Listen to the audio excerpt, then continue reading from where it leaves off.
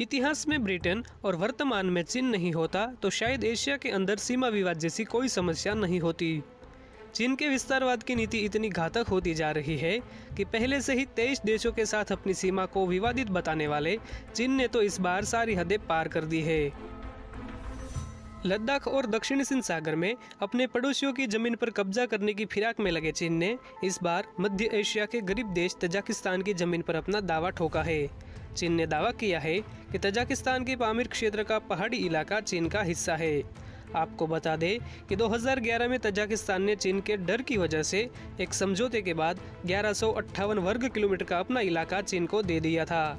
लेकिन चीन फिर भी इतना भूखा है कि 1158 वर्ग किलोमीटर जमीन पाने के बाद भी चीन ने तजाकिस्तान के पूरे पामीर इलाके पर अपना दावा ठोक दिया है, जिस वजह से तजाकिस्तान काफ़ी डरा हुआ है। लेकिन चीन की तरफ से पूरे पामीर क्षेत्र पर अपना दावा ठोकने के बाद रूस एक्शन में आ गया है। रूस ने चीन को तजाकिस्तान के किसी भी क्षेत्र पर दावा ठोकने से पहले संभल कर बोलने की चेतावनी दे दी है।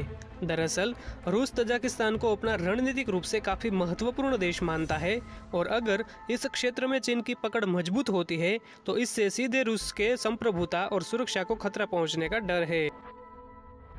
वहीं दोस्तों, चीनी अखबार ने अपने इतिहासकारों के आधार पर दावा किया है कि तजाकिस्तान का पूरा पामीर इलाका इतिहास में चीन का हिस्सा था और अब चीन को वैश्विक दबाव की परवाह किए बिना पामीर इलाके पर कब्जा कर लेना चाहिए। हालांकि जानकारों का मानना है कि अगर चीन ऐसा कोई कदम उठाता है तो ऐसे में चीन को सीधे तौर पर रूस का सामना करना पड़ेगा, क्योंकि रूस कभी नहीं चाहेगा कि चीन उसके रणनीतिक इलाके में अपनी पकड़ मजबूत करे। अब ऐसे में देखा जाए तो इतिहास के आधार पर जिस तरह से चीन ने अपने पड़ोसियों के जमीन पर कब्जा करने की रणनीति बनाई है, यह बात किसी को हजम नहीं होने वाली और चीन की ऐसी हरकतें एक बड़े युद्ध को न्योता देने का काम भी कर रही है। ऐसी ही लेटेस्ट डिफेंस और डिप्लोमेटिक खबर देखने के लिए बने रहिए द भारत के साथ। सब्सक्राइब कर दीजिए द भारत को, पास में रही बेल आइकन की घंटी को भी दबा दीजिए।